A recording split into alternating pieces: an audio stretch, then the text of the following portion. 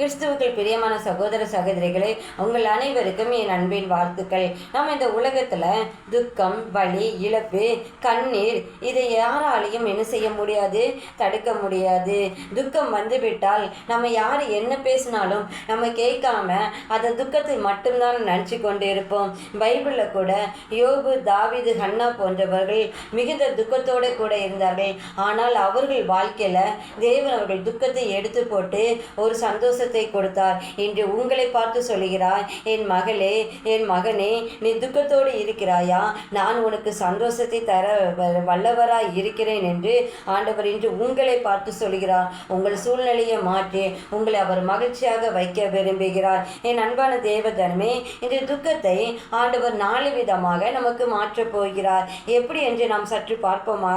நமக்கு பரிசுத்த ஆவியின் மூலம் நமக்கு ஆறுதல் அளிக்கிறவர்.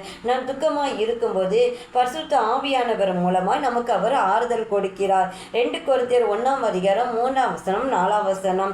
2வது சாட்சி ஆகும் மாற்றம். நம்மளுடைய கண்ணீர் கூட அவர் பிறருக்கு என்ன செய்கிறாராம்? சாட்சியாக மாற்றுகிறார். நம்ம ஒரு விஷயத்துக்காக ஏங்கி தவிச்சு கண்ணீர் இருக்கும்போது நாள்பட அந்த துக்கம் மாறி நம்ம சந்தோஷ ஆனந்த கண்ணீர் வரும்போது அந்த கண்ணீர் பிறருக்கு என்ன செய்யுமா? சாட்சியாக மாறுமா? ஹல்லேலூயா. 3வது ஆசீர்வாதத்தால் வரும் மாற்றம்.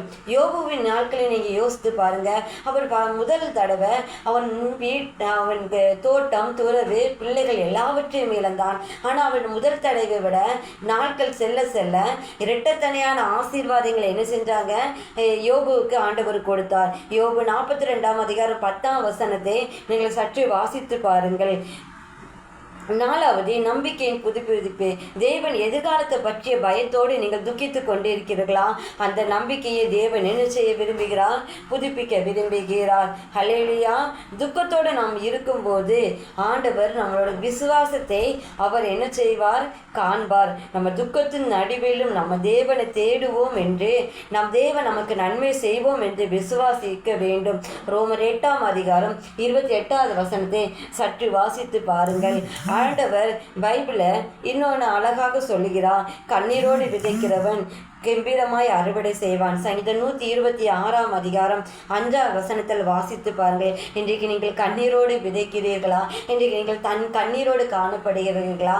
கவலைப்படாதீர்கள். நாளைக்கு அந்த கண்ணீரோடு நீங்கள் கம்பீரமாக நிமிர்ந்து நிற்க தேவன் உங்களுக்கு வழிவாசல்களை திறந்து தருவார். நாம் ஜெபத்தில் என்ன செய்ய வேண்டும்? நிலைத்து இருக்க வேண்டும். துக்கத்தை நிமித்து நாம் தேவனிடமிருந்து என்ன செய்ய வேண்டும்? விலகாமல் இருக்க வேண்டும். நாம் நம் கண் முன்னாடி இருக்கிற